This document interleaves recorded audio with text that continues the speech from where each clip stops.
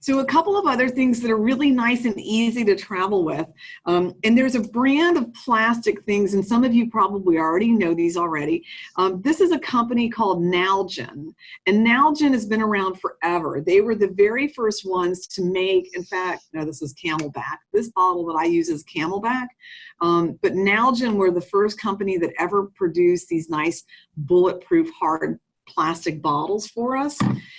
They make these cool little travel size things, and you can find these like at REI, Whole Earth Provision. Those are a couple of stores we've got locally, and REI's national Container Store carries these as well.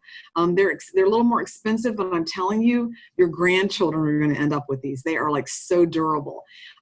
These are really nice to put olive oil in, and I would even put olive oil is antimicrobial. A lot of people don't realize olive oil is antimicrobial.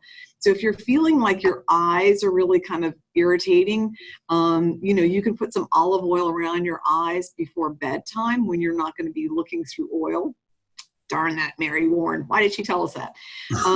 The other thing is coconut oil really works well in this. And these are super lockdown tops, and they have this little riveting around them. That's how you know they're Nalgene brand. So this size is really good to put some coconut oil in.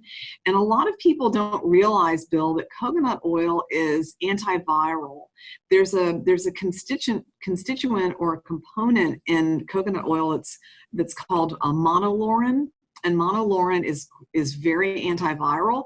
So if you tend towards fever blisters, which is herpes type 1 around the lips or the nose or face, coconut oil is great for that. Plus, it's just really good to have sort of in general when you're traveling. It's good to have a little bit of coconut oil. You could even use some of this like at bedtime when you around your lips to keep yourself moist.